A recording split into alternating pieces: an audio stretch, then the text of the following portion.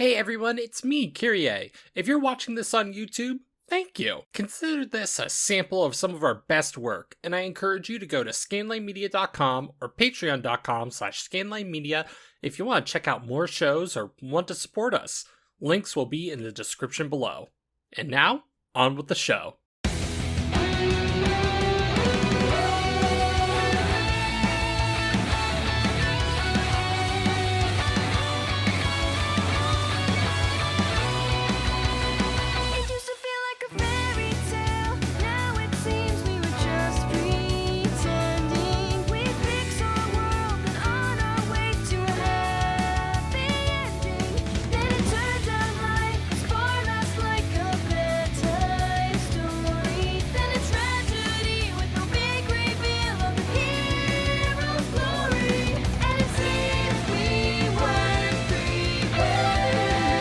Hello friends and folks, and welcome back to Oops All Anime, where we're taking just a little pause on our journey through all of anime forever and ever. I'm Six Detmar.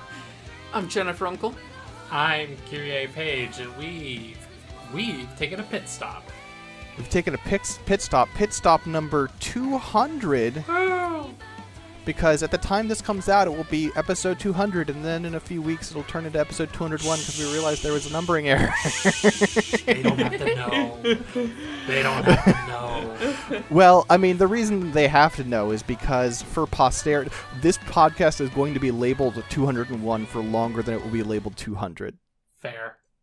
So if anyone listens to it after 2 weeks, that's what's going on. We could call it the Shin 200. This is the true 200. I've already fucked with the numbers enough as it is. I don't want to do that anymore. Rebuild of 200. If there's anyone who's bad about numbering on podcasts, ask me how many Bottle Crow episodes there are. I don't know. Anyhow. But we thought we would take a little pause here and just sort of go over a lot of the, we've covered a lot of anime, not quite 200. Little less.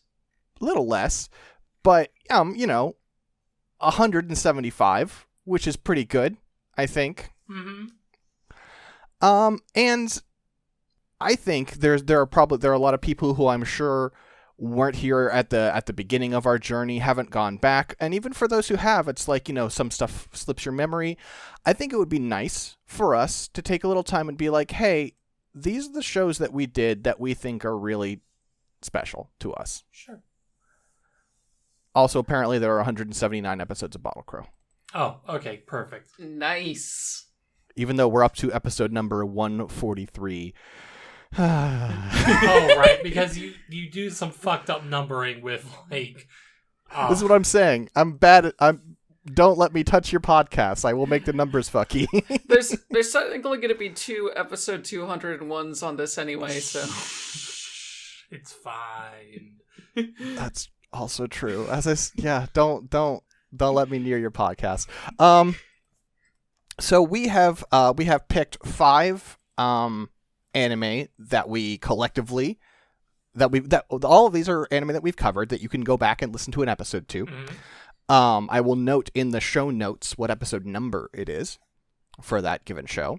And we've picked 5 collectively and then 5 for each of us individually. So 20 total that we recommend. And I feel like the collective one to start with is actually Princess Principal, given its history with our show.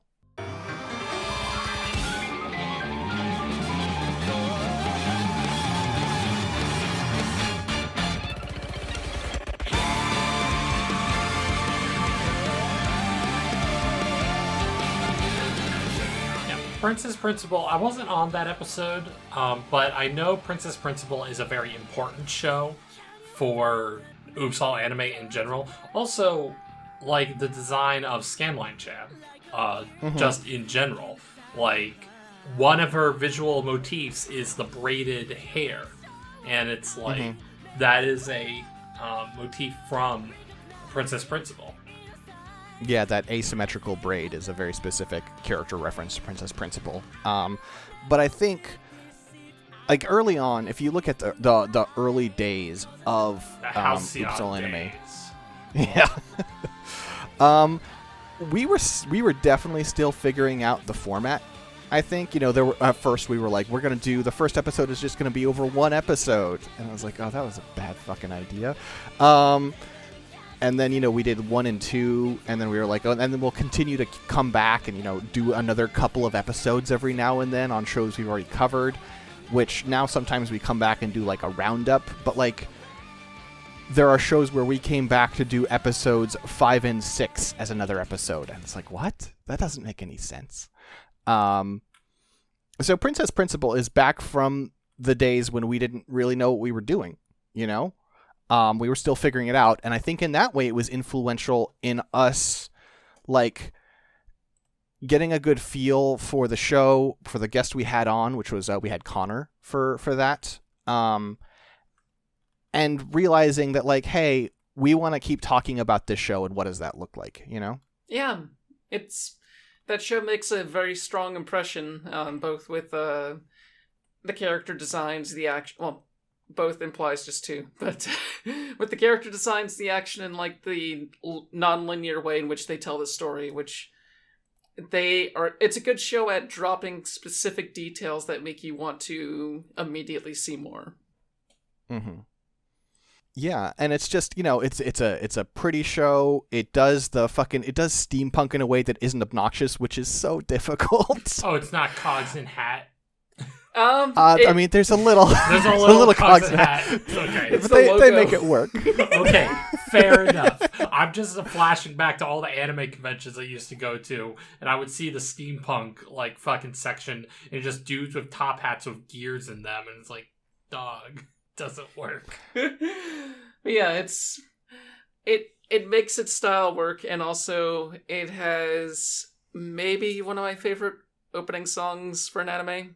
You sang it at karaoke, didn't you? Yeah, I did. Yeah. Partially because it was one of the few English songs that were on there, but yeah. Yeah.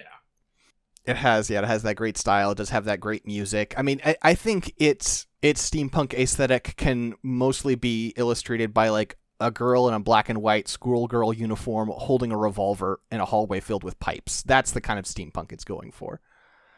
And that's doable, Yeah, Princess Principal is a cool show. I love how it looks. I remember watching the first few episodes of it and thinking, this is very striking, and I get it, Mm-hmm. Yeah. And there's going to be making a series of 6 films. The first one is already out. The second one should be coming out in a couple of days, actually. Really? Okay. And we're probably going to start covering that at some point. I would like to revisit it. Well, it's not revisiting because it's a new journey. This takes place after the end of the series. Very good point. Very pedantic point, but very good point. It's not a pedantic point if it's the truth. It is. But pedantry often involves invoking the truth when both parties involved know the truth and you're just being a shit. Listen, I know what I am. True. Damn. It's true. So, Jen, why don't you tell us about one of your picks for what should folks check out to get the Gen Oops experience? I guess since we've already talking about shows that are presented in a non-linear fashion, Baccano is one of those shows that as soon as I watched it, I more or less fell in love with it.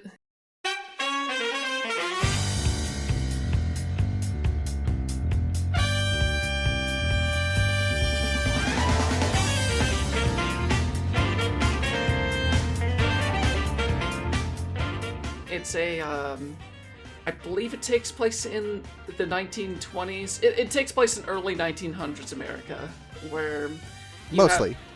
Mostly. Where you have a bunch of criminals that are basically on board this train, and it keeps flashing back and forth to points before and after this gigantic train scene. And it involves a bunch of people that are basically, for the most part, it's dealing with people who are immortal in one way or another. Like, they're more or less grasping their immortality, and they're either relatively calm about it, or they've just been driven mad by this power they've been given. And it reminds me a whole lot of, like, some of Guy Ritchie's best films, which is on purpose by the creators just because their opening sequence is more or less lifted almost entirely stylistically from Snatch. But it's just this incredibly witty writing that has you cackling at all these characters, some of who are just really cutesy goofy, others who immediately start chewing the scenery in a haha, I'm the bad guy and I'm a little bit crazy kind of way. I'm a little twisted.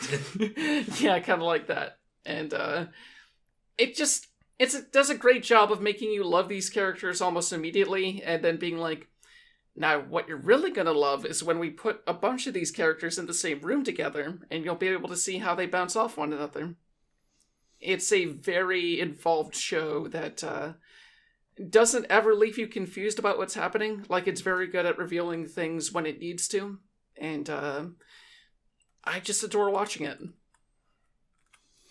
Yeah, Baccano is by the same guy who would go on to do Dorohedoro, which we also covered and I think is quite good. But though I personally have more fondness for Dorohedoro, Baccano is really self-contained in a way. It's not like super short, but it's very manageable, and it's a very like, there aren't extra pieces in Baccano, right? They know what they're going for, and they just hit it, and it's really good. And I don't think you can say that about Dorohedoro. I think Dorohedoro has episodes that it's longer than perhaps it needs to be. So you have to respect the efficiency of Baccano. While also, it's funny to use the word efficiency for a show that has so much gratuitous excess in it that's delightful. Yeah, the OVAs do push it a little bit at the end, but even with them, you do enjoy just seeing these characters again. Yeah. Kyrie, what's one of your picks? Okay, so I guess I'll lead off with one show that we recorded on this recently, but it's a show that's very important to me, is Fooly Cooly.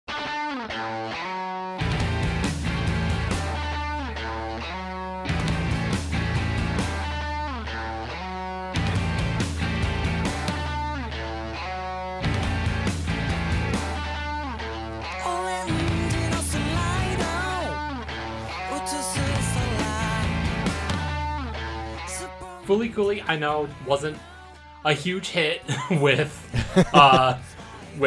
you two, but Fooly Cooly still remains to me as a very important show. Briefly, Fooly Cooly to me is just incredibly stylistic and out there, and it hit me at a very important time in my life, and it still does. It's not a perfect show by any stretch of the imagination. It has its issues, as we've discussed, but I think it is still aesthetically one of my favorite shows, just to look at. I've seen its opening episode so many times in my life, and I love picking out the details in it. The soundtrack by The Pillows is, excellent, because The Pillows turns out is just an excellent band, just in general. And also, I think it works best, it works best when you're still learning about anime in some ways, and learning what anime can do. That being said, I've watched more anime since Fooly Cooly, and there are shows on this list, on our lists, that do what Fooly Cooly does better in some ways. But like I said, still a very important show to me personally. Would you include progressive and alternative, or just the original? Just the original. I think I've come around on progressive. I think it is doing its best with being a sequel to Fooly Cooly, which I still think is a bit of a fool's errand, but they still try something interesting. My fondness really comes from the original 6-episode run.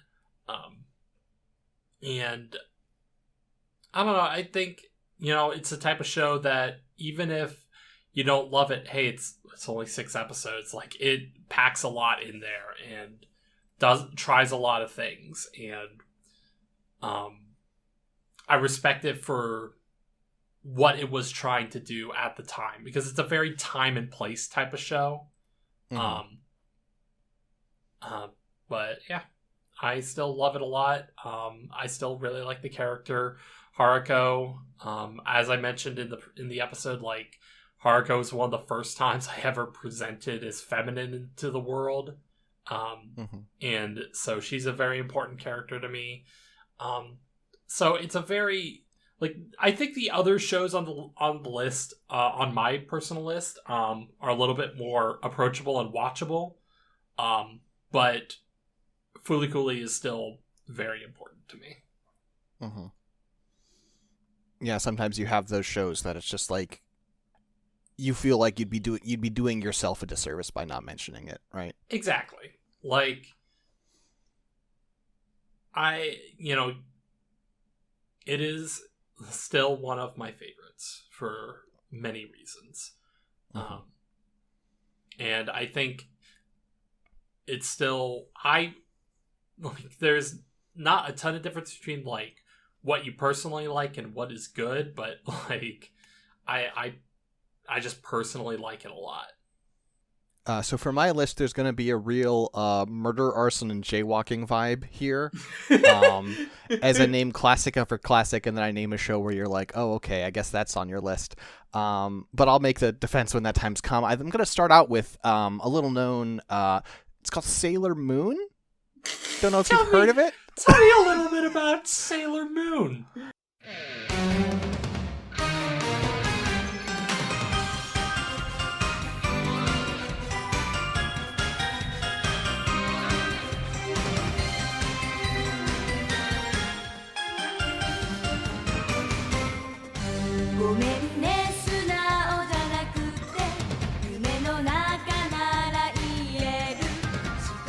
Okay, so what if, What if? right, Mm-hmm. you were in high school, Sure. and you were just an irresponsible jerk.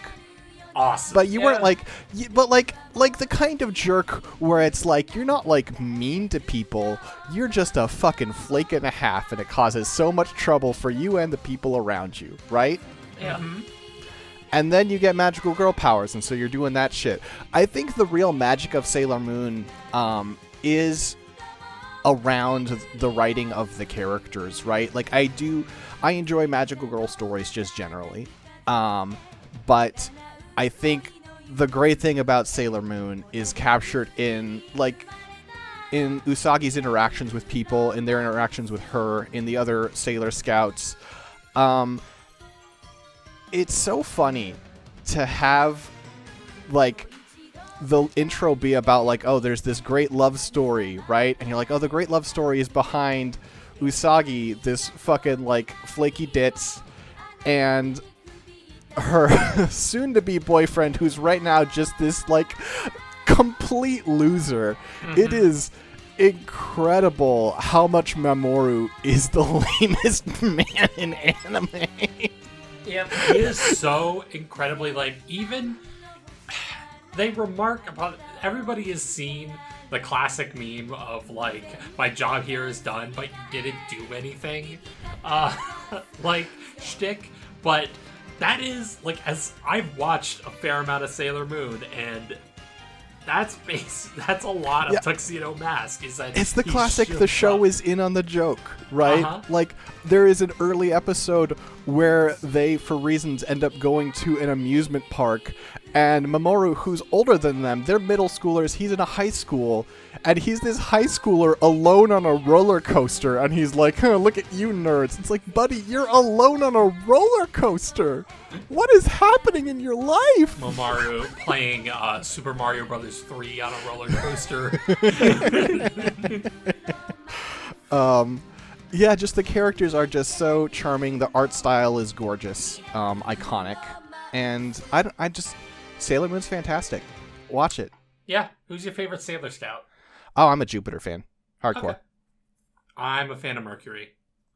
Understandable. I certainly have more in common with Mercury than I do with Jupiter. I wish it were otherwise. Mm. Yeah. And my favorite, even though I've never watched that far, is Sailor Uranus. Just because she's really cool. Not because of the name.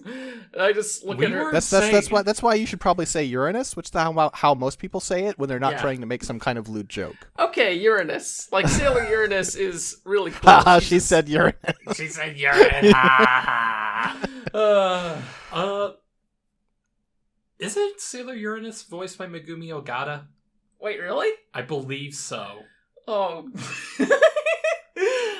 Oh, what the fuck? Why are my favorite characters Megumi Ogata? Megumi Ogata is a very talented seiyuu. Yeah. Yeah. That is true. But yeah, Sailor Moon is great. I have a soft spot for like the English adaptation because it's bad. But it makes a lot of mistakes, but there are also some great choices. There are some choice lines in which when Usagi realizes who Tuxedo Mask is, she's just, oh my god, it's Tuxedo Mask. It's like he's like, I'm Tuxedo Mask, and he's like, no, you're not, and he pulls out the rose. And, oh my god, he is Tuxedo Mask. Are you serious? Yeah, fucking primo shit. Great shit. And just everybody, like, the English adaptation of Moonlight Densetsu is pretty good. But you can watch the original on Crunchyroll, right? I believe that's correct. Yes. Yeah, it's either on Crunchyroll or Hulu. Okay. I think I was watching it on Hulu earlier. Yeah. But yeah, if you can, watch the original, definitely, but find like a clip show of like the English dub that they did in the 90s, because that could be incredibly entertaining. Yeah, you should watch the original, not the dub, but you also need to have seen like Money, right? There are scenes that you need to have context the various times in which he calls her Meatball Head. Yeah, or just also listen to the English version of the opening, since people reference it all the time and make goose on it. It's a banger. It's like I don't know who did it, but who did that adaptation of Moonlight Densetsu, but it's really good. All right, what should we pick for our next group one? Let's go for the tonal opposite of Sailor Moon and talk about Armor Trooper Bottoms. Okay, sure.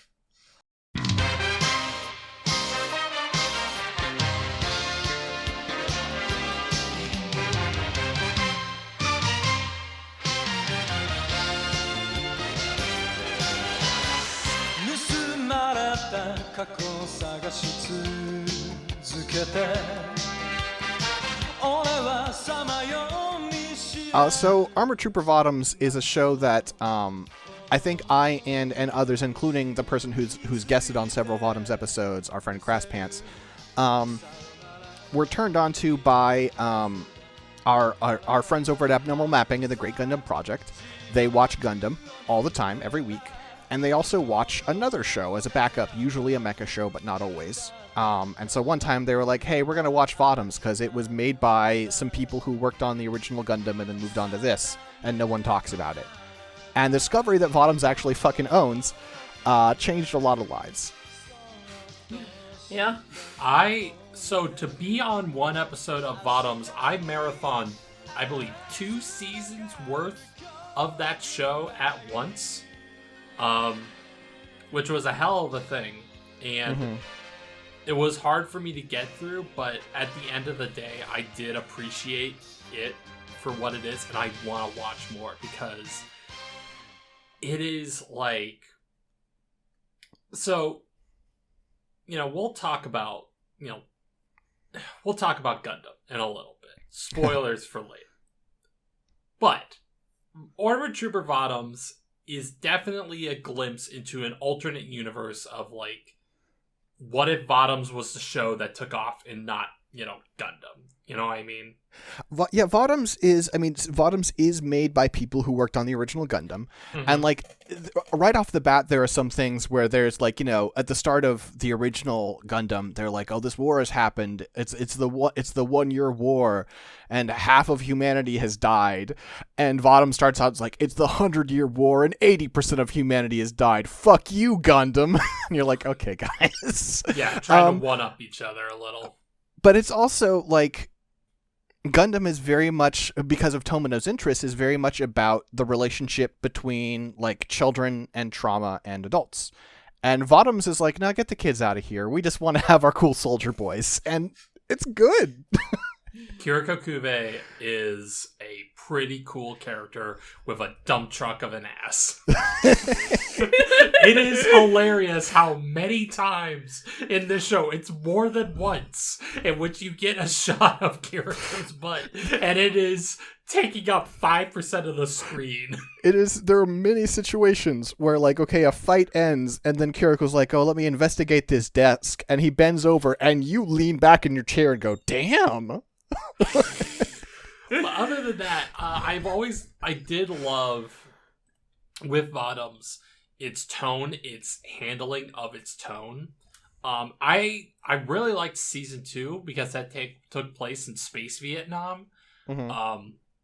And you can tell the politics of the author very clearly. It is not muddled. Mm-hmm. Yeah. There's also the fact that one of the recurring characters is just straight up dressed like a priest all the time. Like a recurring villain. Mm-hmm. And it often involves him, like, killing a whole lot of cops. Yeah. Yeah. Kiriko does it, not the priest. The priest is not cool. The priest does sometimes get cops killed too because he doesn't care. But it's not like Kiriko where he's cleaning up the streets. Like, the real cleaning up the streets, getting the cops off of it. Mm-hmm. Mm. Yeah, we need to do more Vodom soon. I want to finish that show. I want to do another season at least soon, and it's some great shit. Mm-hmm. Yeah, I bought that big Blu-ray thing that has the whole show and then a bunch of the OVAs with it. So good deal on that. Oh yeah, absolutely. Makes you think about other shows and why they're so fucking expensive when they're like, okay, I paid like $30 and got all of Votoms ever except for, of course, fucking Armored Hunter Mellow Link. Armor Hunter Mellow Link. Though I hear they're working on something. I hear they're trying to. Is it because they lost the Masters, or is it? Yeah, the Masters got destroyed. Okay, all right. Yeah. Mm-hmm. Yeah, my understanding is that there was like a fire, and the archives the Masters got destroyed. So okay. Yeah, we could spend some time talking about how, like, for My Hero Academia can be like, oh, here's the Blu-ray release, except it's part 1, and they have to pay another $60 for part 2, and maybe there's a part 3 later because fuck you. Did Aniplex put out Hero Aka? No, that's Funimation. Oh, okay. Because Aniplex is notorious for overcharging for anime Blu-rays. Yeah. It's not that overcharged, but I am buying a lot of Gundam Blu-rays, and like I know it's not even as bad as like buying Shonen, but it still is the case that I'm getting a single show for $100 because I have to buy two $50 Blu-rays, and it's rough. That is rough. Yeah. We've been slowly collecting Dragon Ball Z Kai, and... Well, that's cheap, because, yeah. Kind of, but then it's like, especially in the last arc, you're basically buying the final chapter stuff, and it's all not abridged or anything like that. Anyway, that's neither here nor there, but yeah, I think... let's not talk about that. What do you want to talk about, Jen? Okay, let's see. I guess since we're talking about mech stuff, it's a good time to bring up Gundam Wing.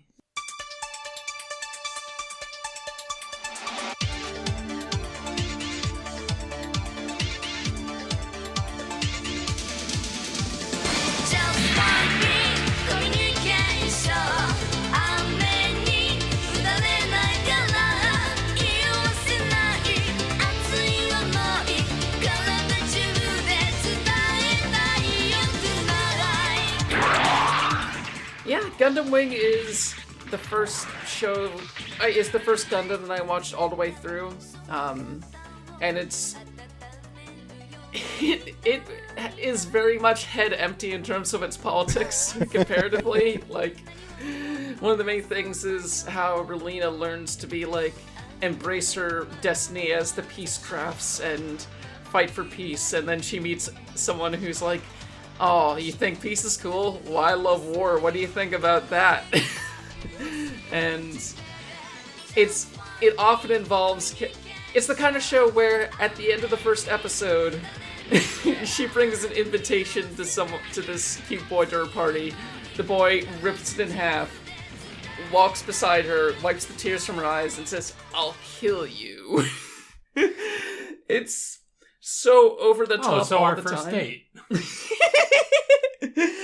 It is so over the top all the time, and it still works so well because everything that's happening is fucking awesome in various degrees. Like, you basically have the main cast is these 4 boys who are piloting each their own Gundam with their own distinctive characteristics, and you're basically just watching them run around, do a rebellion, that kind of thing, and you just hear trumpets blaring as they're fucking shit up or getting betrayed or things like that. It's just a very fun show to watch. Yeah, a lot of its biggest successes come from the fact that it implements like a lot of shoujo stuff in a series that typically doesn't have it. And so you do get like the boys playing like, you know, clarinet and violin together as like there's sort of, you know, like romantic lens over the camera, or you do get some of the great like upper class high school shit with, you know, Relina. And I think sometimes some of the best of the show is it playing with this more emotional material. That Gundam has certainly emotional stuff, but it's always so loaded and it's never delicate, I would say. And yeah. Gundam Wing at times is actually delicate, and it's sometimes extremely not. Yeah, it just focuses on things that you rarely see in Gundam in general, like that whole arc where Relina is basically brought into the Rockefeller Foundation for a bit, and Noin is more or less acting as her bodyguard / consort in a situation. And yeah, you just spend a lot of time in this interesting headspace watching all that stuff happen. Like, they do a good job of making Relina feel like the protagonist / audience insert sometimes. Yeah, the ending of that show is kind of a whiff, but, you know, these things happen. Yeah, I also feel like that the same could be said for a lot of Gundam shows from my experience so far. I don't agree. I think the ending of original Gundam is pretty strong. Original Gundam is pretty strong, but Zeta was kind of a weird situation. I think Zeta nailed it. I think Zeta was a bummer, but, you know. I might have to agree with 6. But it's also a conversation we should have another time. Another time. Yeah. Yes. Fair. Fair. What do you want to talk about, Kyrie? Well, listen, for the rest of my list, like, I had to recommend Fooly Cooly with reservations, but the rest are all fucking bangers. The first one I want to recommend, that I want to talk about. Hey, you want to play some fucking Mahjong? I want to talk about Akagi.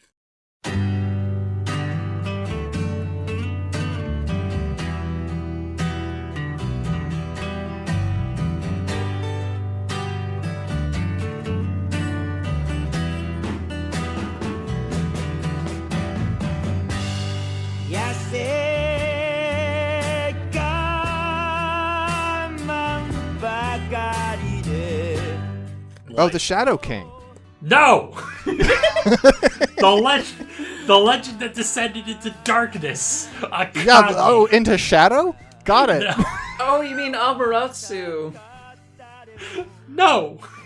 I'm talking about Akagi Shigeru, the kid who starts this series off playing Is it Shadow chicken. Kid? Oh my god.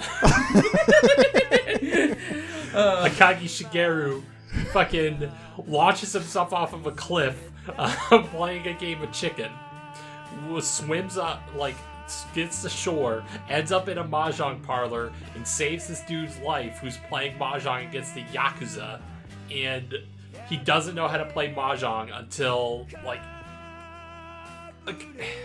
Akagi is a show written by a guy who loves the game mahjong. Like, this is the same author who wrote Kyrie, which, Kaiji's another show we covered, but Akagi is a really, really strong show because it focuses intently on the game of mahjong. And even if you have no interest in the game of mahjong, this show will show you how intense and how deeply, like, complicated and interesting this game can be. The first half is mostly focused on a mix of pure, like, gameplay and cheating in mahjong, but once you get to the Washizu arc, it is pure, like, playing the game, and it's just great. It's like, I can't recommend Akagi enough because it is a show. One of the things it succeeds at is that Akagi, the character, is, you know, when you watch a shonen, you watch, like, Dragon Ball Z or whatever, right? Mm-hmm. And there's, like, very little tension because you know at the end of the day, even if Goku dies or whatever, he's gonna come back and he's gonna save the day, right? Sure. And Akagi plays with that in some ways where Akagi doesn't fail, but the ways in which Akagi doesn't fail is so incredibly compelling. One of my favorite moments in the show is in which he sets up a situation in which he is down to one tile. Like, he has revealed all his tiles except for one. And he needs one more tile to win. And he gets up and walks away from the table saying that his opponent will deal into his hand. And, spoiler alert, I guess, the guy does. And it blows everybody's mind. And it is... like, the episode after is basically Akagi, like, explaining to a Yakuza boss how he did it. And it's just so incredibly good. It's a lot of talking, and it's gonna, like, a lot of the mahjong stuff is gonna go over your head the first time you watch it, but if you watch it and then play the game yourself, you will start to get what Akagi is going for. Mm-hmm. And in a mere, like, week and a half, we're going to be in person playing mahjong together. Hell yeah. I have 3 sets. I'll bring one of them. Jenna's going to be like, can we stop playing? No! Okay. What if we play? We play. We play mahjong. We're dragging this game into hell. Mahjong is just a incredible game, and Akagi, the show, loves it to death. And it kind of ends on... So the Washizu arc, like, it kind of ends at a weird point in the anime, but that's because literally when they were, like, making the show, the arc wasn't over at that point. The arc concluded several years, like, a few years ago, like, relatively recently. It took, I believe, 20 years to resolve the Washizu arc in the manga. And now the writer behind it is now making a new manga about what if a girl played mahjong. Yes, Darkness Mahjong Mamiya. I like that manga a lot. It's cute. Turns out, like, I think it's Nobuyuki Fukumoto. Fukumoto is really good at writing comedy because it's a very, very funny manga. But that's neither here nor there. Watch Akagi. It's on Crunchyroll. It's on. Someone even uploaded it all to YouTube, and it's still there. Last I checked, so check it out. Yeah, I want to watch more for sure. Mm-hmm.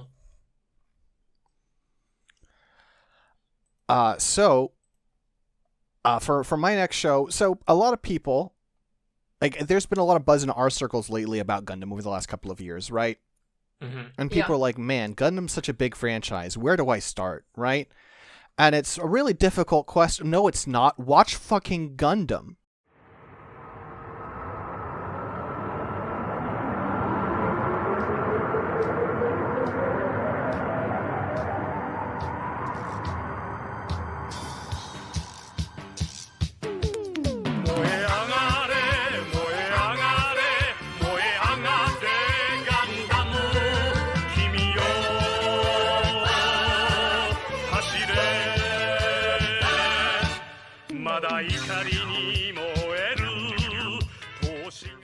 Watch Mobile Suit Gundam. It's like being. Oh, there's a lot of Star Wars right now. I don't know. Where do I begin to watch that stuff? You start with, like, episode 4, I guess, in the... Well, and it's even easier than that. It's even easier than that because there is nothing set before Mobile Suit Gundam. There are no shows that take place except for, I guess, the origin. If you watch the origin before you watch Gundam, don't fucking talk to me. You belong on a list.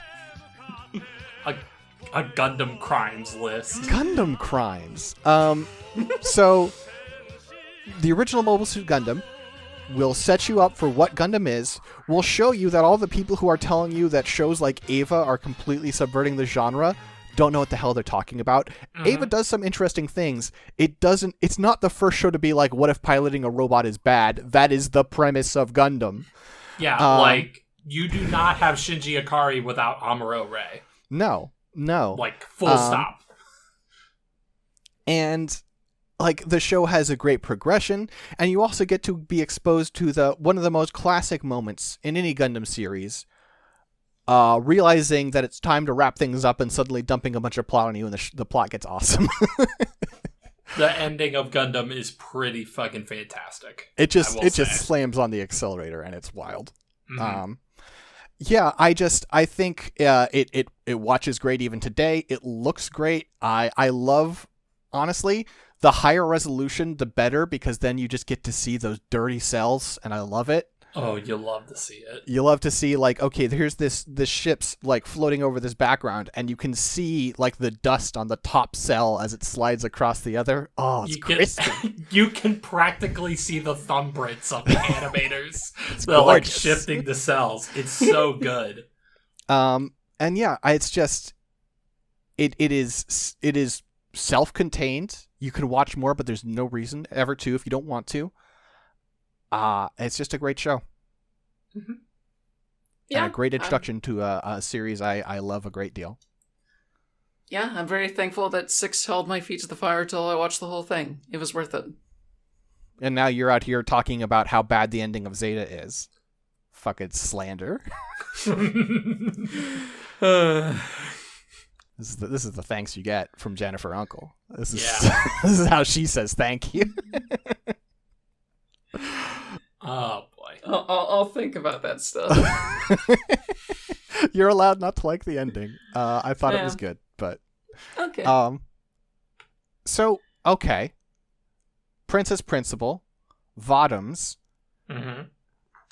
Hey, what about Nichijou?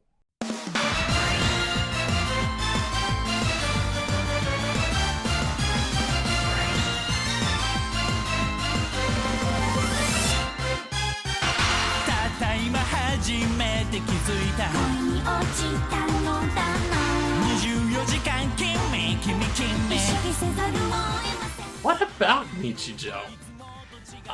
Nichijou is probably one of the funniest anime ever committed to print, to medium, to... Mm-hmm.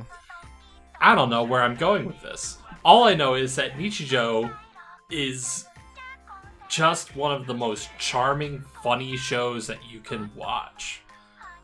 It was done by KyoAni did it, and they had that. Listen, I have a theory that KyoAni got all that Haruhi money and they don't know what to do with it. So there are sequences in Nichijou that are some of the most beautiful, like gorgeously animated shots of like Mio like stabbing her thumb with a pencil as her soul ascends to heaven and causes an explosion. It's fucking fantastic. Nichijou is God. Someone take it up from me because I'm just gonna say Nichijou is great. Yeah, it has a fantastic cast. It's willing to go the distance for certain very simple gags. Like there's one episode that opens with like a 5-minute presentation of something that looks more like a steampunk fantasy, all for setting up one joke that's instantly goes back to where the show normally takes place, and it's never mentioned again. It's like a lot of you've seen more often, like adapting a 4-panel comic or like a joke comic isn't a new thing, but they go to such lengths to give each joke in the show so much room to breathe, and more importantly, like the characters themselves are just so charming, and you get to know each one of them better and the various quirks they have. And you even see some progression somewhat over the course of the show. Like, you get to see what the professor's up to. There's a talking cat. There's a robot girl who starts to make friends with the rest of the cast. That kind of thing. It's, for me as a kid growing up, one of the most influential things that happened to me was my dad, as soon as when DVD was still freshly a thing, bought a DVD collection of all of Monty Python, and that was very influential for my sense of humor. Mm-hmm. And I think one of the nicest things I can say about Nichijou is if I had countered it at a similar age, it would have been the other way. This would have been a foundation for my idea of a sense of humor, because it's so funny, and it approaches humor in so many different ways. You have sort of your 3 main characters who feel like 3 different styles of humor. If you can't relate to Yuko, who is just like, who is extremely funny, but often not when trying to be funny. She's like, extremely put upon. Yuko being like, oh, I'm going to make Silmat Puggy, I'm going to make this a thing. I'm just going to start saying it. Everyone just fucking ignores her. If you can't relate to that, I don't know what, Was it Yuko that tries to order coffee at the coffee shop and gets like incredibly frustrated at like the sizes that they have on offer, and she just like gives up and just gets like a small cup of coffee and just sits there in the booth alone? Yeah, I also love the bit where she goes to a restaurant with the rest of them and she orders something that's relatively complicated and just has to sit there while everyone else is eating their meal until hers comes. Or, another classic, like, the level of absurdism that I really adore in comedy. And early on in the episodes, a scene where she's just walking through the hallway, and she's the only one in the hallway, and she glances out the window, and the president is there wrestling a deer. Like of the school. And she's just like, is this happening? Oh wait, is anyone else seeing this? What the fuck is going on? Yeah, and it just keeps ratcheting up the level of gossip, because it's, oh, the principal is getting attacked by a deer. Oh, the principal has moves. Oh, he's wearing what looks like a bulletproof vest. Oh, his hair is just taped on. Here's the thing that I'll say about Nichijou. So there are anime out there that are ostensibly comedy anime. Like, there are shows like, 2 that come to mind are like Azumanga Daioh and Gintama, right?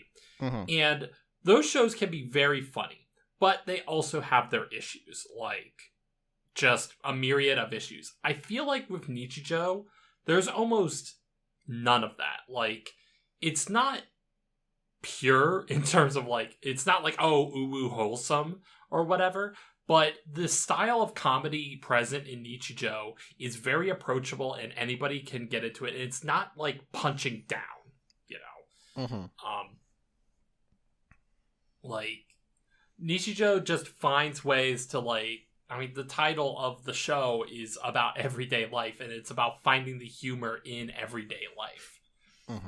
Yeah, it's about walking over to a windowsill where someone's serving noodles, except the noodles are all dry coming out, and while waiting for the noodles to come, her initial, like, this person's protege ends up joining and suddenly becomes a very different show for a little bit. While this person is just standing there watching another show play out in front of them. Yeah, it can be hard to explain, but you should really give it a shot. Watch Nichijou. It's so funny and so charming and so fun. Its opening and endings are really cute and really good, and it's just great. All right, Jen. Well, what's your third pick? I know what my fifth pick is going to be, which makes the third and fourth more difficult because I don't know which one to go for. Just go with your heart. Okay.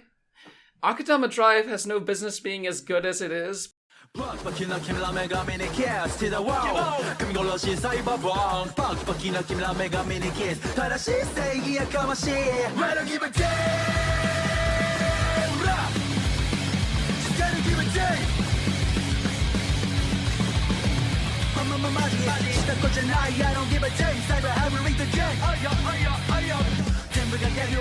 But it somehow managed to be really fucking good.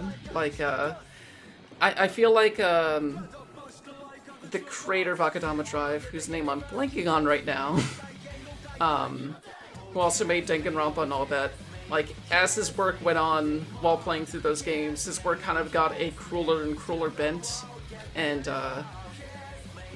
at some point it felt like, okay, the show has even less bumpers to keep him in line. Like, it's probably gonna be a real nasty show, but no, it turned out to be one of the liveliest shows I'd seen that year when it came out. Like, it deals with a bunch of people who are basically defined by whatever crime they've committed or what kind of crime they're good at performing, and it's basically a world of criminals trying to fight against a system of bloodthirsty cops who are more or less have the ability to kill on sight as long as someone's listed as an Akudama or a criminal.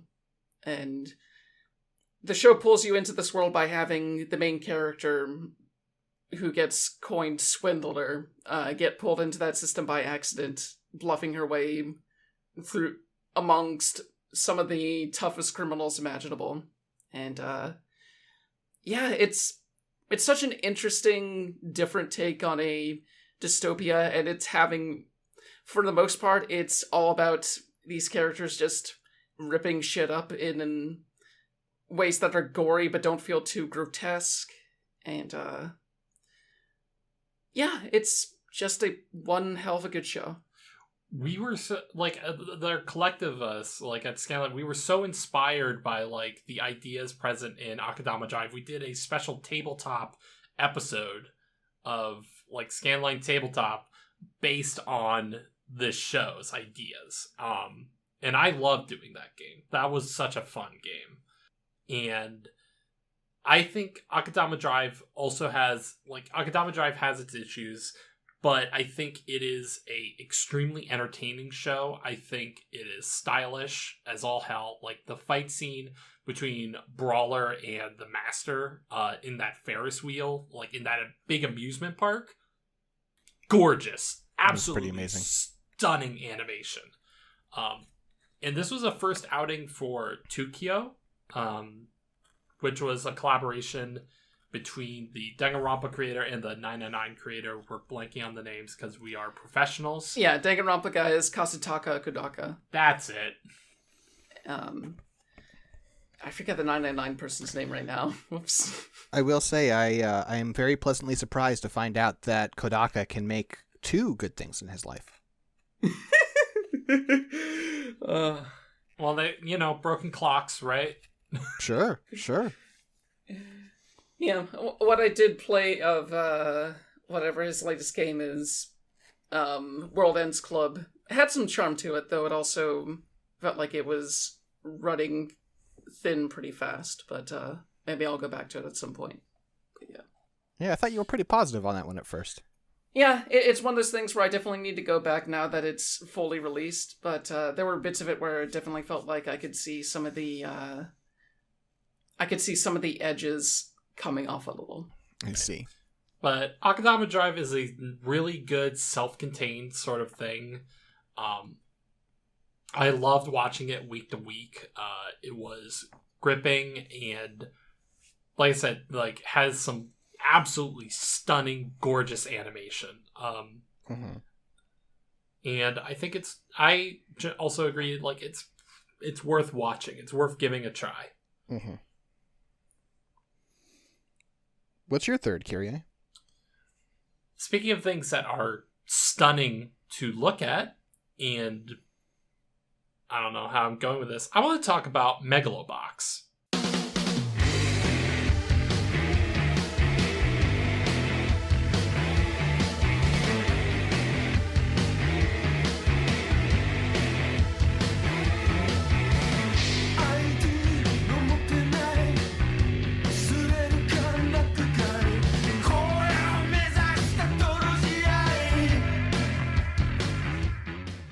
Megalobox is special to me because I think it was the second set of Oops All Anime episodes I was ever on.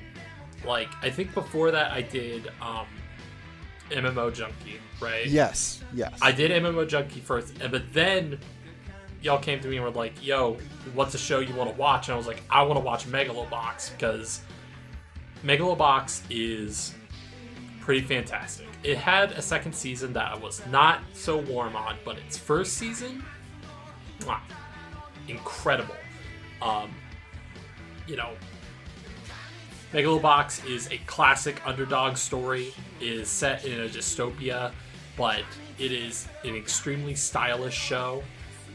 The fights have incredible weight to them because it's a show about boxing, but not in the same way that like Hajime no Ippo is about boxing. This is about futuristic cyber boxing, basically, where people have massive gears and levers and shit on their arms, right? And Joe is special because he doesn't use that shit, you know? God, it is a show about, persevering. It's a show about fighting for your chances and fighting for like something. And sometimes you just need that little spark inside of you. Like, Joe is such a compelling character because he's so simple. Like, he is just driven to win. And that could be really compelling to me. I think that Megalobox succeeds when it is like Joe is like a force of nature in this show, and he just like everything kind of moves around him as he is going up the ranks of the Megalo tournament. It is so like it's stylish, it's confident, it is incredibly cool, great soundtrack, great openings. It's still to this day one of my favorite shows. I might like go back and try and watch the rest of season 2. But I think I can unequivocally like recommend the first season of Megalobox. I can recommend that without any hesitation. You should watch Megalobox. Yeah, had a really good time with that. I've heard. I had a friend actually just yesterday message me and be like, "Hey, I think I'm really enjoying the Megalobox too." I'm like, "Okay, maybe I don't know. Maybe it got there. I don't know. Maybe I should. Maybe check it in gets on it. there, but I should check in on it. But I think Megalobox season 1 gets there from like the first moment. Like it draws you into its world and like brings you along for an incredible ride. Yeah. So for my third pick, I'm gonna go with just a little game. A little game. Okay, sure, great. Good Sure, job, Brent. great. I'm gonna go with a show called Oda's Cinnamon Nobunaga. No, I'm kidding. No. No, I'm going with Lupin the Third.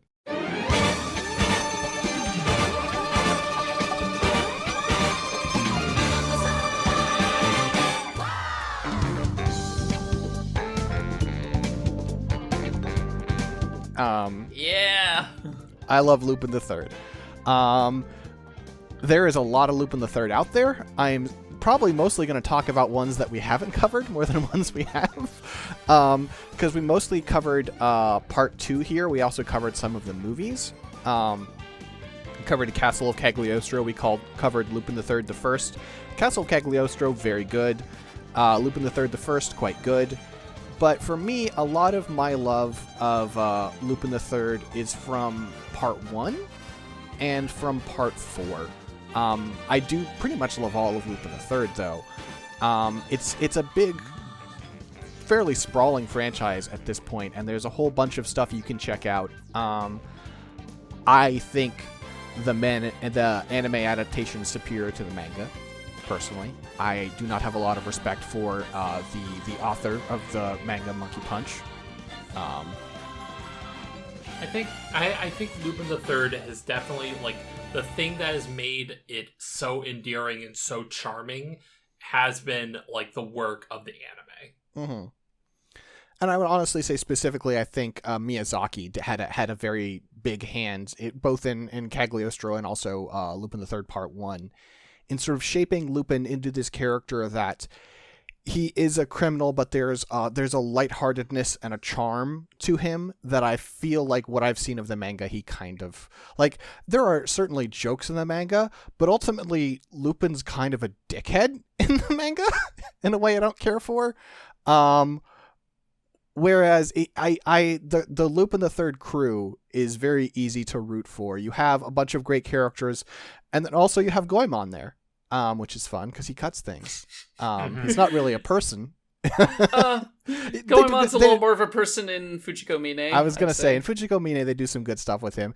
But usually, he's just a great straight man for the jokes to bounce off of in a way that's really fun. So, but yeah, I think...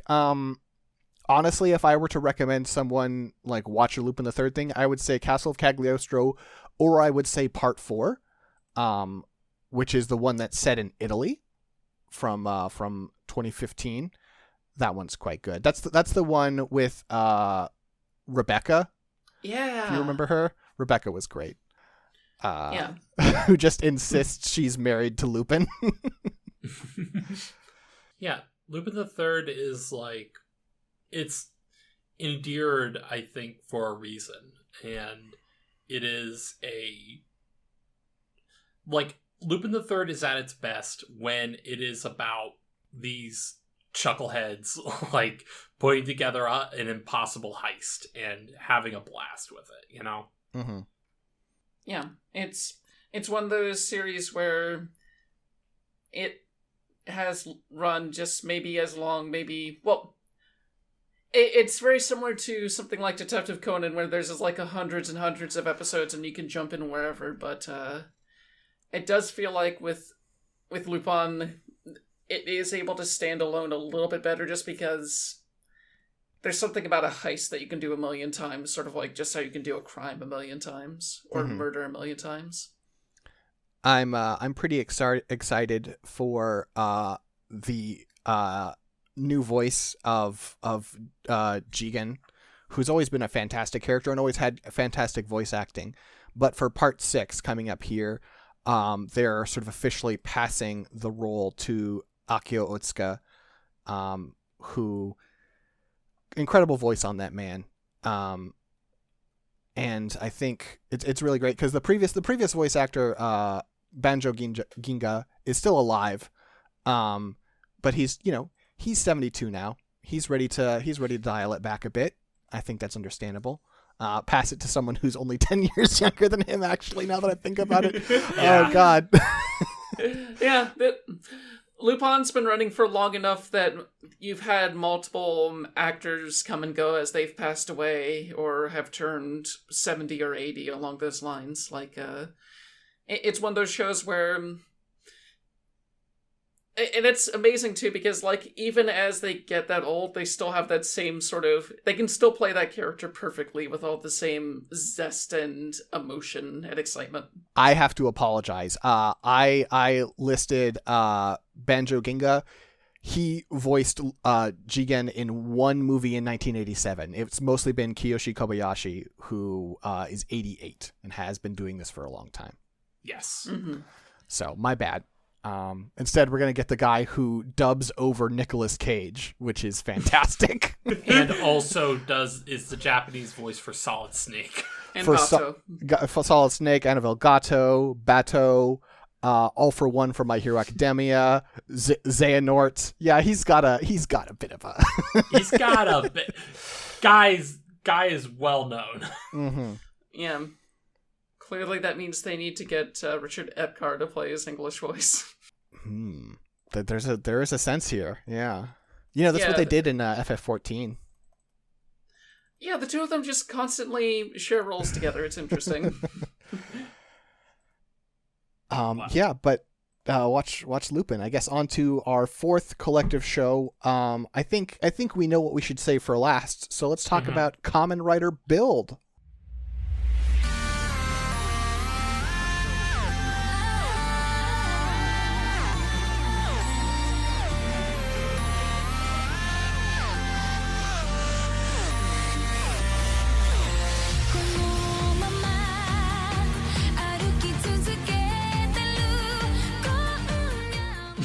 Yeah, we put a live action show in our anime list because we're the ones making the list. Rules, that's why. That too, but yeah, we're the ones who make the list so we can put whatever we want. Anime or not. Oh, it's anime as all hell. It's anime as all hell. Yeah. Kamen Rider, Kamen Rider, actually the original Kamen Rider started as a manga series by, I'm gonna butcher the name. I can't remember it off the top of my head. But he's the guy who wrote Cyborg 009. Okay, Kamen Rider Build is... Which series is it? It is Kamen Rider Build is it's near the beginning of it's near the end, excuse me, of the Heisei era phase 2. The Neo Heisei era, yeah. Yeah, and it is a 2017 through 2018 show that is about Civil War and mad scientists, basically. And all done in the framing of basically a children's superhero show. Sure. Yeah. For anyone who is for some reason unfamiliar with Kamen Rider, it is ostensibly about a guy who can transform into a superpowered version of themselves and many versions of themselves, basically. Well, this one can do many the first one, Ichigo, could only just turn into Kamen Rider. Build is hey, I have 70 vials, and there are different combinations of 2 that come with know, exponential fucking possibilities. The thing that kind of marks the Heisei era of Kamen Rider is that the riders tend to have multiple forms that can either combine in different ways or have different discrete forms or sell a lot of toys. They got listen. Let's be real. You know how many of them I bought? Well, I would just say yes, it is a toy commercial, but it recognizes itself as such and tells a pretty compelling story, like you said, of civil war and mad scientists and people vying for power. Mm-hmm. Yeah, and I think, it's Kamen Rider Build got me into Kamen Rider and kind of spoiled me because, as far as I can tell, it's the best Kamen Rider. But it's still it makes it more striking watching other shows as I go. I've had a good time with a lot of them, but it's interesting to see that there are more. You don't appreciate just how much Build nails until you watch a show like Kamen Rider Saber and you realize that they are laying down the track for the train as they go, and the train is going faster than they're laying track, But Kamen Rider Build, has a destination. It is going a place. It has character arcs, has all these things that a show like Saber could only dream of. Right. By episode 15 of Build, there's already a civil war happening. It's dope. Yeah, it moves fast. Yeah. Which is appropriate because Kamen Rider's whole thing is, I'm on a motorcycle. Unless you're talking about Kamen Rider Drive, in which he just has a sick car. Mm-hmm. Mm-hmm. In Kamen Rider 01, he has a motorcycle that he calls down from a satellite in space. Seems very inefficient. Yeah, gotta wait for everything to line up just right. It seems to go fairly fast, but yeah. Yeah. But yeah, like, if you've ever, like, had an interest in tokusatsu, if you were like me and grew up on Power Rangers and then realized, like, oh, you should just kind of watch the original materials it's based off of, Kamen Rider Build is an excellent starting point for, like, that stuff. For that style of storytelling, for the special effects are at the same time cheap, but also incredibly well done. Is it Build that has that incredible, like, fight scene filmed on a drone? Yeah. There is a fight scene that is like a drone following the protagonist, and there's a point where the protagonist like turns around like they're surprised and they catch the drone. It's an incredible shot. There's a shot in 01 where there's a fight scene and the protagonist has basically an axe and they throw the axe and they cut to a GoPro that is attached to that blade of the axe. There's some incredible cinematography sometimes in these shows. Mm-hmm. Yeah, I think it might be the Build movie as well, where they're showing an aerial fight and then the drone camera just goes into a building and suddenly a cameraman has grabbed the drone and is moving the camera around to transition into a building fight. Mm-hmm. Yeah. No, like, Kamen Rider Build is pretty fantastic. Its opening theme is also really good. Like, just to shout that out. Yeah. All right, Jen. Well, this should be easy now. You should know what your number 4 is. Yeah. Dorohedoro is gross as shit, and I love it.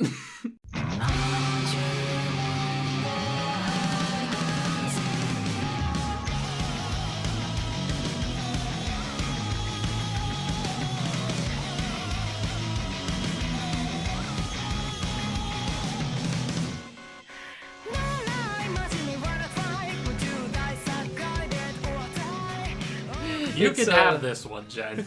Yeah, Kyrie and I are leaning back.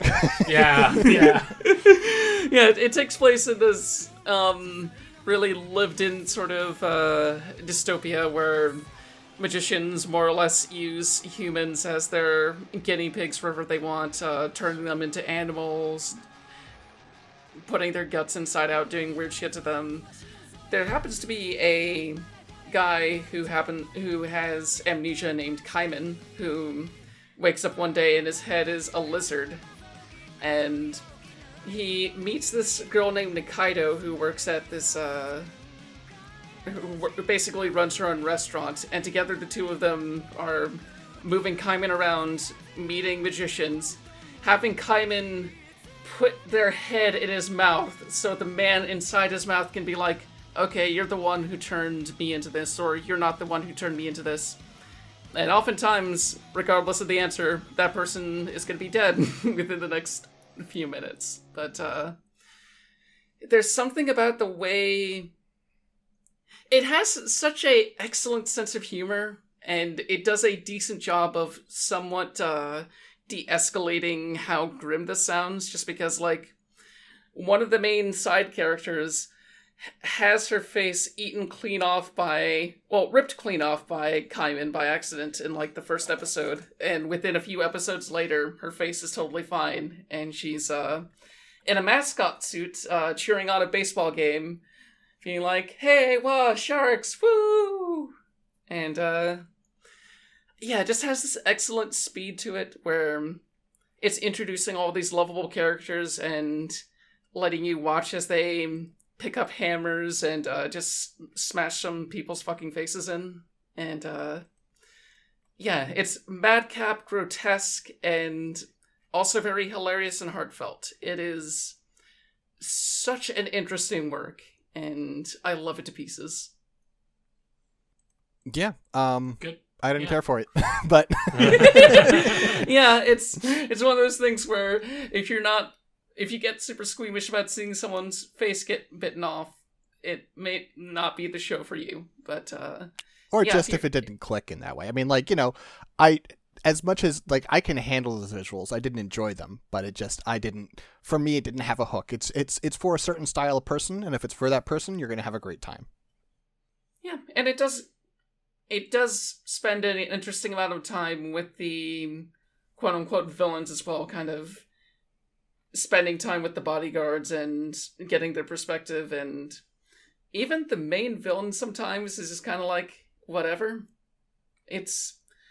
Yeah, you end up liking everyone by the end of the show, and that's a lot of fun. What about you, Kyrie? Ready to pivot back into tokusatsu? We don't have any more tokusatsu on this list, Kyrie. What are you talking about? We're talking about Thunderbolt Fantasy. It ain't tokusatsu. That's just real. That's just real life, baby. I just live here. Oh, so you also have like very distinct joints, and also you can't seem to move your mouth more than like a little bit. I mean, my joints are metal, at least one of them. I fucked up my knee real good one time. Sure. So, Thunderbolt Fantasy is, again, we're talking about a show that isn't technically anime, but it's anime as all hell. It is a puppet show. And at first, for some reason, that might turn people off. You know, like, puppets, you know, it's called Thunderbolt Fantasy because it is making a direct reference to the 1960s program, the Thunderbolts, right? Yeah. Also, for Americans, your only experience with a puppet show might be Team America, and that's a bad place to be. Also, they tried to adapt another puppet show for the West at one point. We won't get into that.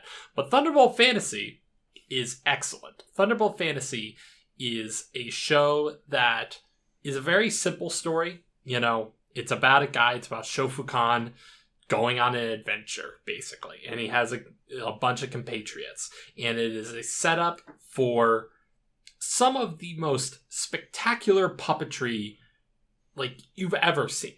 Like, it blows so much of its contemporaries out of the water. It helps that it had a lot of funding, and, you know, it's hard to start, like, describing it, but I feel like Thunderbolt Fantasy is a show that if you are willing to meet it halfway, if you are willing to not get past the puppetry, but embrace it, it is going to pay dividends.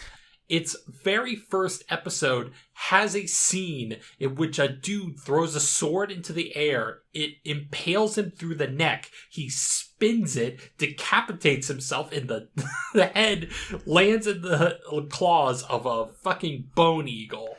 It rocks. The thing about watching Thunderbolt Fantasy, I mean, I feel like the comparison I would make for Westerners is it's like when you watch a soap opera and they're using that higher frame rate camera, right? Mm-hmm. And you've been conditioned automatically to think, okay, this looks bad, right? Right, exactly. And it can be used poorly or it can be used well.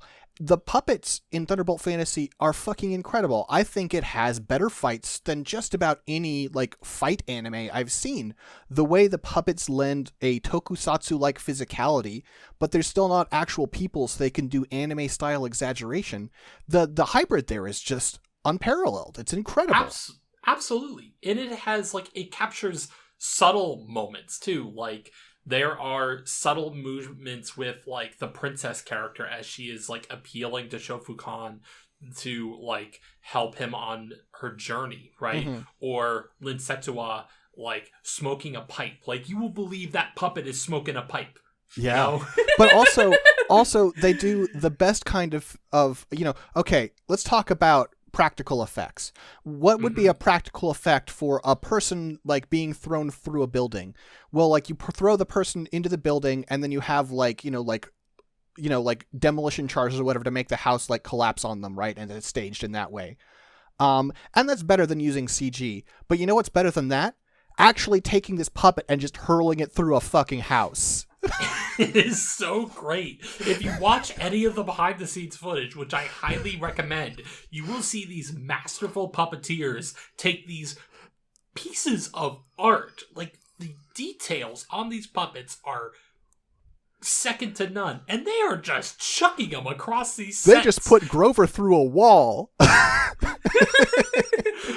Like, remember that scene where Grover gets the big hamburger and just, like, crashes through a wall? It's that shit, but, like, anime-style battles. It's so good. If you want, I think it's also just a really well-told story.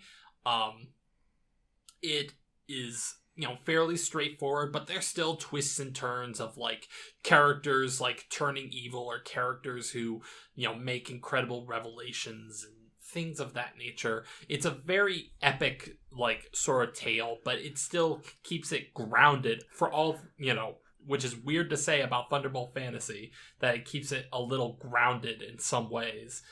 Because the character Shofukan is just so compelling, because he is such a... he's a reluctant protagonist in so many ways, but he has so much good about him. And a lot of the other character work is really great. Without spoiling anything from season 1, there was a point in season 2 where a character from season 1 who, like, had been in season 2 but just completely separate from the rest of the plot, Shofukan's in big trouble, and then that character shows up like, well, I would want to help out my friend here. And I started laughing out loud, and I said, you motherfucker, it's so good to see you. It gets those kind of reactions out of you. Absolutely. Like, and there's 3 seasons of it out now. I've heard very good things about season 3. It is just, like, God, I wish the scene was still on YouTube, but there was a scene that sold me on it that I would just show to people on my phone or whatever. I would say, like, yo, check this puppet show out. And they at first would be like, puppet show, whatever. And then they would watch it and their jaws would drop. Was it Edgeless Blade? It was not Edgeless Blade. Okay. But it was a scene similar to Edgeless Blade in which the Sharp-Eyed Impaler is facing down. Yes. Sharp-Eyed Impaler is facing down this lady. This lady saying with her 2 ninja friends, being like, "Oh, we will cut you down before you even launch a single arrow. What would you do, Sharp-Eyed Impaler?" Motherfucker turns to the sky, launches 3 arrows, fights off the ninjas, and the 3 arrows impale the 2 ninjas, and then catches the girl, like in between her dress, and he just goes, I thought you would ready yourself with one last step. What would you do? Like, he fired the arrows several minutes ago, predicting where they would be, and he gets all of them except for the girl, and he's like, oh, sorry, that one missed you because I thought you'd be better than that. It is so good. Edgeless Blade is also kind of a spoiler, but god damn, Edgeless Blade, like, I rewatched that sequence several times, and it is so incredible. Thunderbolt Fantasy is just a jaw-dropper of a show, and you need to watch it. Yeah, I thoroughly agree with that. It's good. Thanks, Jen. Thank you. I was whistling silent, so I felt like I had something. Yeah. But it is good.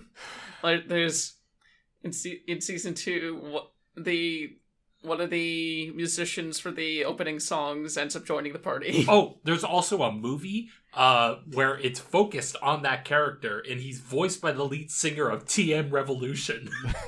Yeah. Like, I forget the character's name, but I just refer to him as TM Revolution. Though also there's the fucking movie that's about the Screaming Phoenix Killer. That's a fucking heartbreaking movie. Mm-hmm. That poor guy. Absolutely. Yeah. Turns out the guy from season 1 who's just like, I'll murder everyone I see, I don't give a shit about anything, they managed to make you feel bad for him. Yeah, they have pathos for him. It's great. Yeah. So congratulations to Genu Orochi for getting on this list. Yeah. Yeah. Also, shout-outs to his editors that fucking reined him in. I just can only imagine them standing over him with a paper fan and shouting, no, and hitting him. So here's the jaywalking part of the murder arson jaywalking. My fourth show that I want to recommend is one we watched early on, and honestly, I think I did a bad job of selling back then because I wasn't very good at this yet. It's a sports anime called Baby Steps.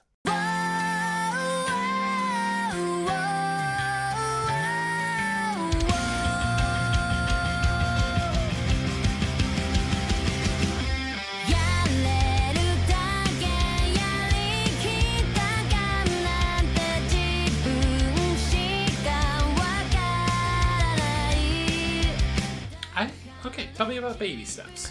Baby Steps is a tennis anime about a high schooler who he's an honor student who gets into tennis just because basically he's like, listen, I feel like I'm doing a pretty good job in my life, but I should really get more exercise. And he's just like, I'll do tennis. Sure, why not? And then he just gets really into tennis, and it's a really great, like, they do a really good job of using. It's a very earnest show. It has great pacing for a sports anime. Usually sports anime, I think, has very bad pacing.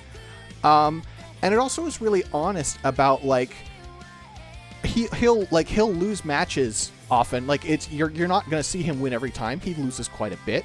And when he wins because he works really hard and he plays smart. But it's like he'll have matches, especially early on, where he's like, oh, this person's been playing tennis their whole life, and they have this thing called muscles, so I lose.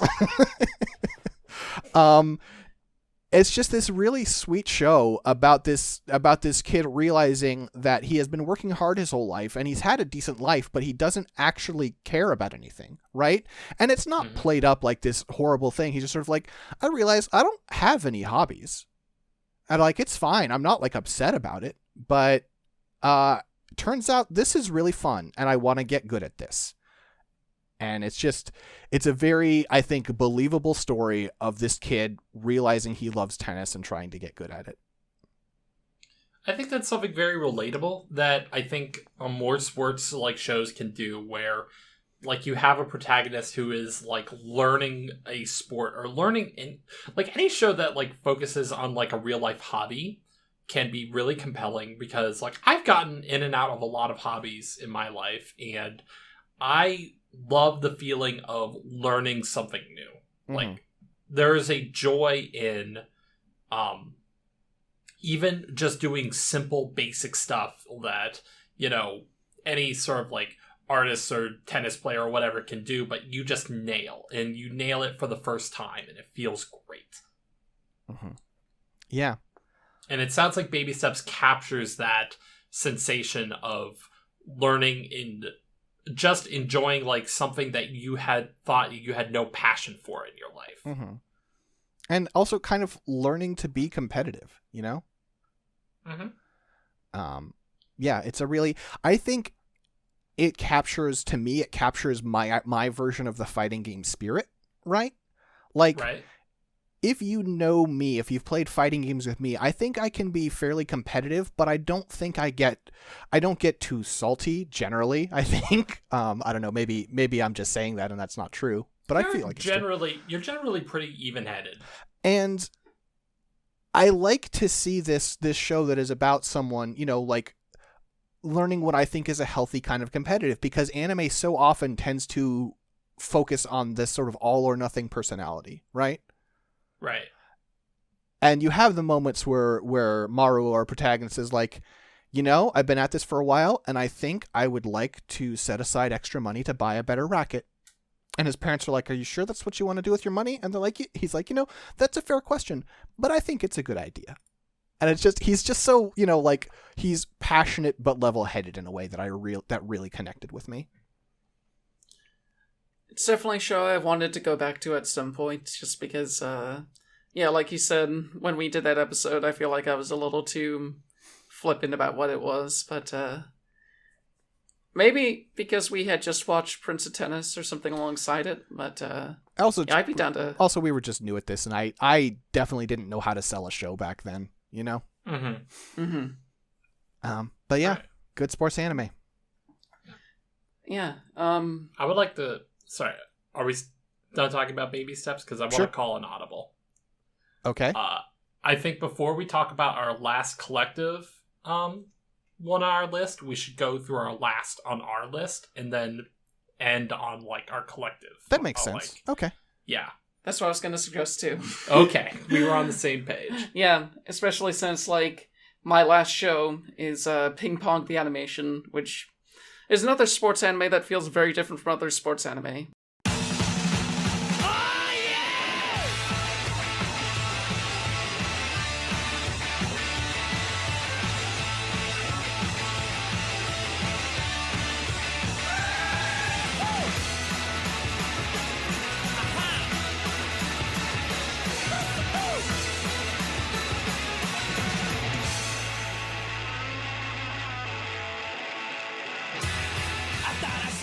It's directed by Masaki Yuasa, who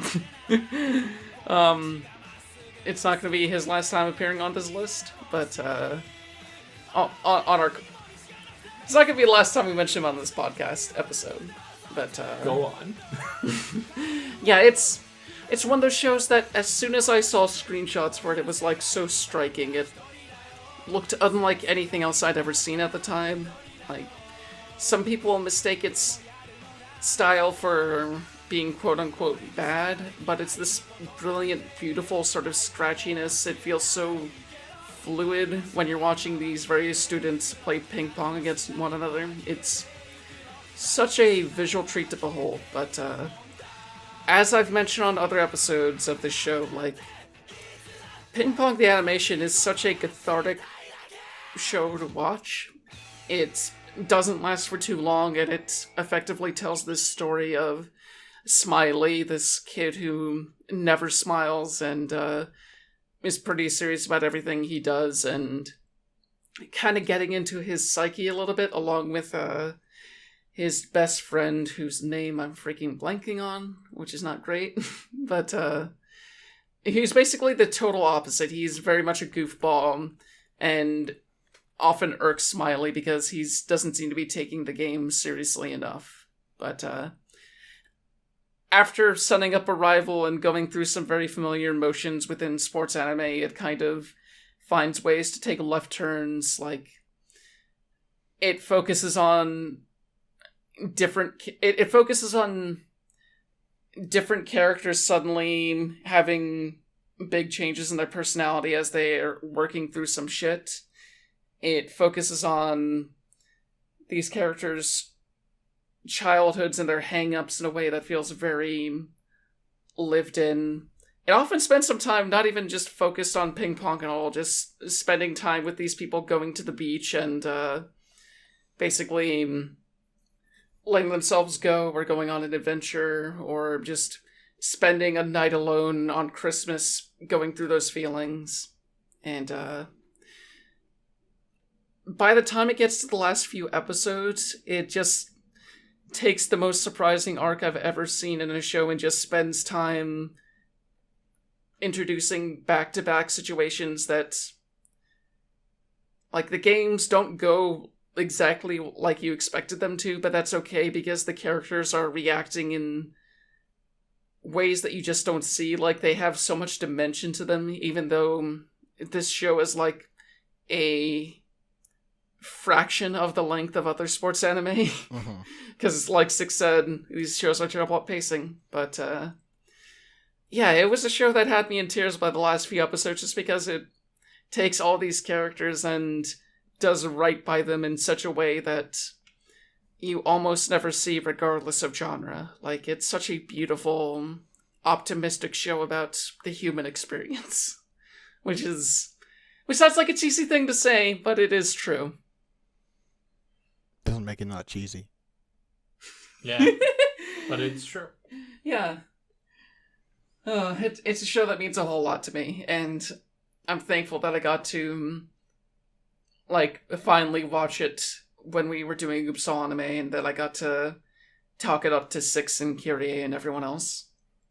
Yeah, Ping Pong I love its animation style. Like, it's so striking, and there's so much love and craft put into, like, the individual, like, rallies of ping pong. Like, I don't necessarily care for ping pong as a sport because I'm terrible at it, but I can recognize the passion that this show has for the sport and the people who play it.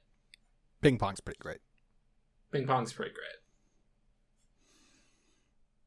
Yeah, I really love a lot of the character work in that show. It just there's I think one interaction that really stands out to me is after the school ping pong coach has sort of taken Smiley under his wing, as it were, and is determined to make him a great player when he's kind of lazy. And then he gets hurt doing so. And Smiley drops by his house just to make sure he's okay, and his wife answers the door and he's like, "Is he doing all right?" And she's like, "Oh yeah, he'll be okay." And he turns to leave and she's like, "Oh, don't you want to come in?" And he's like, "No, if he's fine, I don't want to see him." And she's like, "You're rude. I like you."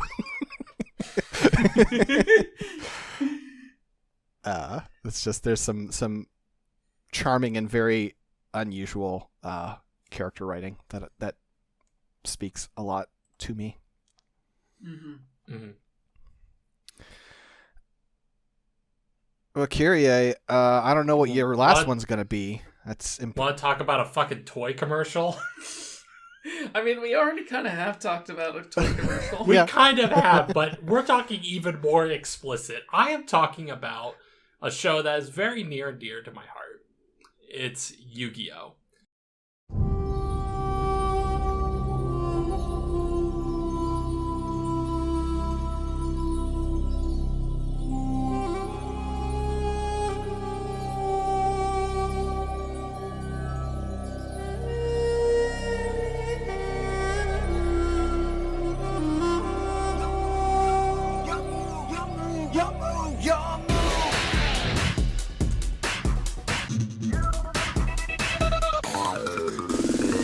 It sounds like... I don't want to say it sounds like a joke that Yu-Gi-Oh! Is one of my favorite anime. But it genuinely, truly is. It is a shonen series where it's one of those things you know how in Thunderbolt Fantasy you have to meet it a little halfway in terms of accepting what it is and it pays dividends? Yu-Gi-Oh! You have to go a little further. You have to accept that all major conflicts in this series are resolved by a silly children's card game. If you are willing to accept that, Yu-Gi-Oh! Pays off in major ways. Yu-Gi-Oh! Almost requires no introduction, is one of the most popular card games in the world. It still is to this day. But the origins of it are from a manga that wasn't even about card games until certain arcs in the manga were about the card game, and the mangaka started getting letters from people saying, "Hey, I want to learn to play this," and Shonen Jump smelled money and was like, "Yo, you should make an entire arc based on this card game." It rules. Yu-Gi-Oh! Takes some of the best practices of shonen storytelling and also some of its, problems. But I think what it does, I think the thing that makes Yu-Gi-Oh! Successful is that it truly leans into the absurdity of its own premise and delivers on just really good, incredible moments. It has, the card battling in the show, has some of the most ridiculous, out of left field nonsense. Everybody knows about striking the moon. Mm-hmm. But it really shows that, in this show, by choosing to be as ridiculous as it gets, it goes for it, Yu-Gi-Oh! Also has, really, I think, well done characters. They're very simple, but, it has an interesting premise for its main character, Yugi, who has two sides to him, right? Mm-hmm. And, he brings out a more competitive side of himself to, play in these card games, but he also has the more shy and demure side. And it plays with this sensation of like having, maybe not necessarily two selves, but like the idea that you could be a different person when you are in a competitive situation. And I think that Yu-Gi-Oh! Succeeds in a lot of ways. It's just a silly, fun show, but it also has some moments of great character work. I love the duel in season 2 between so Joey at one point in the show gets mind controlled, right? And Sure. Yugi is forced to duel him. And it's like, it's kind of heartbreaking because it's like, they're basically saying, I didn't want to duel you under these circumstances. And it's even like it's pretty intense even in the manga, which I think the manga of Yu-Gi-Oh! Is also excellent. But the anime does a really good job conveying like the emotions that Yugi is going through, and in fact like tells his other side to be like, no, back off, I need to do this myself.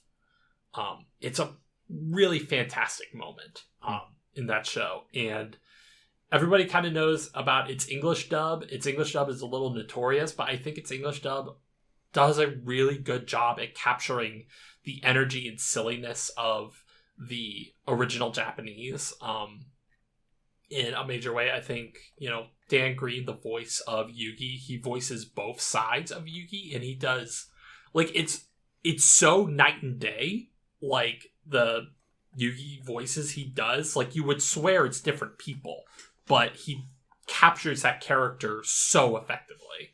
Yeah.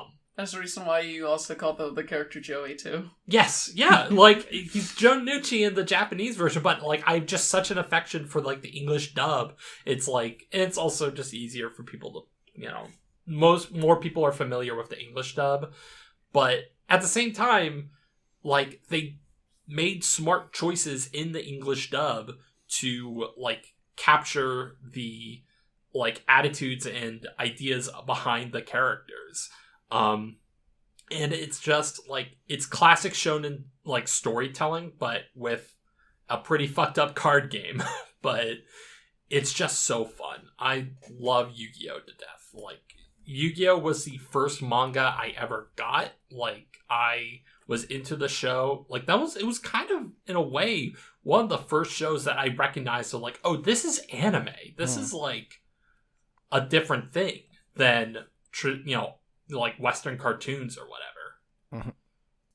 I think that, and its spin-offs are all really fun in their own ways, but I think the original series is just, I can wholeheartedly recommend that because you're just going to have a good time. Like, if you are just, like I said, willing to accept that all major conflict is done through a silly card game, you realize that the author is really good at writing character moments within these fights.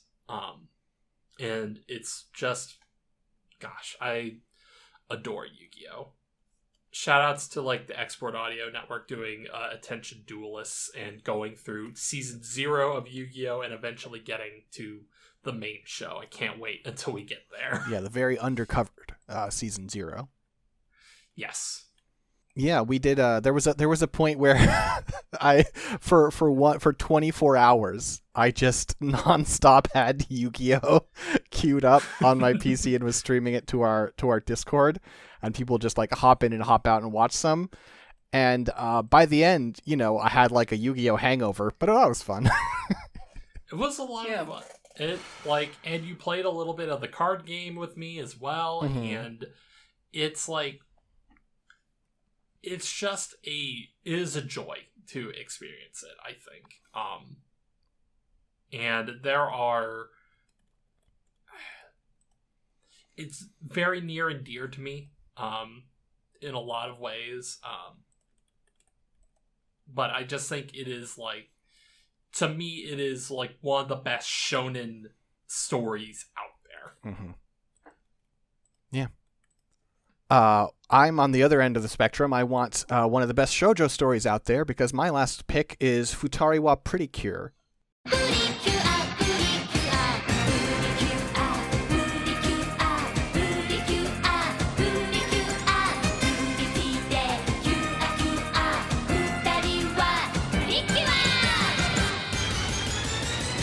thought a lot about this fifth pick. I had a lot of things bouncing around in my head, and I was like, should I really have 2 magical girl shows on here? But Pretty Cure is amazing. I think the original one is especially good, but also this is kind of a stand-in, kind of like my Lupin the Third pick is a stand-in for the fact that there's a whole Pretty Cure franchise out there. There's a lot of Pretty Cure, and I've enjoyed a lot of it. I don't know. I think the thing to say about Pretty Cure is what can make... There are a lot of magical girl stories out there, and I think the thing that can make them special is when you really hone down on the dynamics of the cast, the way their relationships are to each other, and using the magical girl content as a way to flesh those characters out rather than listen, no disrespect to the Power Rangers, right? Mm-hmm. But there is a degree to which in the Power Rangers, it's like, and now we want action in this episode, so there's going to be Ranger stuff, you know? Right. As opposed to using the action as an extension of the interpersonal conflicts. That's what makes, to me, a great magical girl show. And that's a lot of what I think, especially Futari wa Pretty Cure, really nails. There are only 2 magical girls in the sort of the main cast. It's not a huge team. And it is really just about the relationship between those 2 girls and how it evolves and changes, and it's really spectacular. Yeah, Futari wa Pretty Cure launched a franchise for a reason. Mm-hmm. It is incredibly effective at... So it's kind of like the thing that is really good about shonen and shoujo stories, like magical girl shows, are really effective at is... those battles are representative of some sort of deeper conflict or deeper emotion, mm-hmm. right? And Futari wa Pretty Cure nails this. And it also has some really dope animation. Some of the original Dragon Ball Z animators worked on Futari wa Pretty Cure, and it shows. There are some really spectacular fight scenes in Futari wa Pretty Cure. It's a good looking show for its age. Mm-hmm. Yeah, it's just a winner. Also, shout outs to just making your main characters a pair of lesbians. Uh-huh. Yep. There you go. That's the secret sauce, baby. There you go. Let's not talk about what the secret sauce is. You're making me uncomfortable. Okay. Sorry. Yeah, that original show and their whole outfit situation is really good too. Mm-hmm. Just really well designed characters. So kind of. Yeah, Futari wa Pretty Cure is really good. And I think they recently, I tried watching it, years ago, but, the quality they had on YouTube was basically, VHS rips. Sure. Or something like that. But now it's in much better quality, and you can watch it in much higher resolution. Yeah, when we covered it for the show, it was still in VHS quality on Crunchyroll, but apparently they've gone back and fixed that, so... Really put the crunch in it. Yeah. But yeah, Futari wa Pretty Cure is just a really... It's kind of like the Gundam thing. It's where do I start with this massive franchise? It's start at the beginning. Mm-hmm. Yeah, totally. But yeah, I guess that brings us to our final pick, which appropriately enough is a celebration of anime itself and the other Yuasa joint that Jen referenced. We couldn't not give this slot to Keep Your Hands Off Isaac-Ken.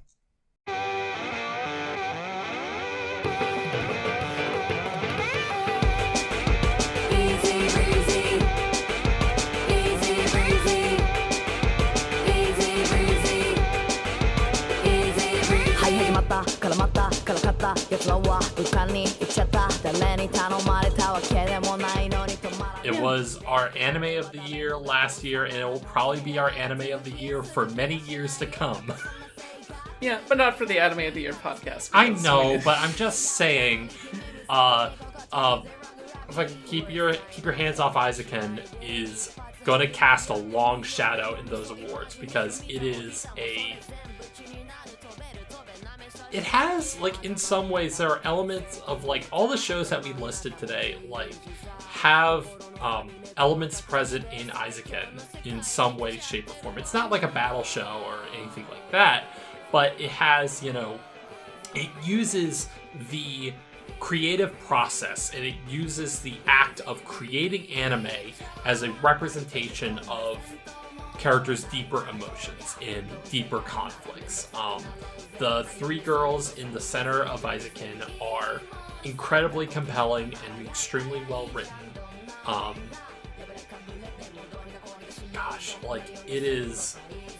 It's a show that, much like Ping Pong, it's an incredibly cathartic show when you see these girls come together and make something incredible. It is a celebration of the creative process, and it is unabashed in that sense. Like, it reaffirms why you want to be a creative person. Yeah. And it also, like, validates the struggles of being a creative person, Like, we talked about it on our finale for Aizuken, but the last note of the episode is they watch, like, after they've shown it to everyone else, they sit down together and they watch it, and they say, we didn't nail it. They say, we can do better. Yeah. And that's, it's like, it's the ongoing struggle of the creative process, and it's very honest about that. And I feel like, Aizuken, like, I can read into Aizuken the same way that even when we make this show, there's a lot that goes into it. We think about Oops All Anime and all the podcasts we do constantly. And, like, this show, like you said, it validates that process, that struggle, and it celebrates it. And it says that, putting yourself out there and making a creative work is hard. It is difficult. You are going to sacrifice a lot, but in the end, it is so much worth it. Mm-hmm. Yeah. And it is a little bit of a shame that after doing this, Science Saru kind of fell into the same trap a bunch of the other studios are falling into regarding anime lately, where they're just taking on more and more projects and their staff is being worked to the bone. But what they made here is very special. Mm-hmm. Fucking love that scene where they find the Tanuki and they're just like, the girls are like dancing, and Kanamori is like, cut that shit out. Stop. Like, their entire dynamic can be summed up in that, like, exchange alone. Is that they are, like, they're goofing off, and Kanamori is just like, cut that shit out. We got work to do. Yeah, they do a good job. They do a good job of making Kanamori both the tough one of the group in terms of pulling everyone together, but also that toughness gets shit done, and also you kind of see where she's coming from a bit through flashbacks and things like that. It's a really, I think enlightening representation of the good a producer can do, right? Where it's easy to think about, like, well, listen, there are the people who know how to create shit, and then there are, like, the fucking suits above them, and absolutely, a lot of the time that's true. But if you have a good producer who's like, okay, I have an idea of what needs to be happening right now, and it is not fucking getting done, stop wasting time, like, that's valuable. I wish we had a producer who was good, because I know I have a lot of inefficiencies. Yeah, though, also, it's not entirely our day job and stuff, so... But what if it was? What if it was? Oh, I'd be so happy. Patreon.com. Scanline Media. You're already a patron. Thank you. Yeah, thank you. Up your pledge. We got this tote bag for you. We're gonna sell you a DVD. I don't know, what have I got lying around? I got these like pre-made Gundam figures. I got these. No, I mean I need DVDs. I got like these bootleg Outlaw Star DVDs you could have. Ooh, okay. We might need to talk about You really need to get that bootleg Outlaw Star, huh? Yeah. Yeah. Thank you so much. Thank you so much to everyone who's basically got us to this point. Yeah. It's wild that we've done over 200 episodes of anime discussion. Mm-hmm. And so much else, because listen, this, when we had a Patreon for a long time and we didn't really do anything with it. It just sort of existed. And when the time came where we're like, no, we need to make our Patreon a focus. We were like, well, clearly we need a recurring show that is sort of the main work of the Patreon, and that's Oops All Anime, right? And a lot of the stuff we've been able to do has been made possible by the support we've gotten for Oops All Anime, and the experience we've gotten, and the connections we've made through all the great guests we've had. I joined the team basically because of Oops All Anime. It is think of much like how Isaacin is a celebration of the process. This episode we're recording right now is kind of a celebration of what we've kind of done together and what we can do in the future as well. Mm-hmm. Yeah, absolutely. And here's to a continuing bright future. Yeah. Now up your pledges. All right, peace out. You got everybody. See ya. See ya. Later.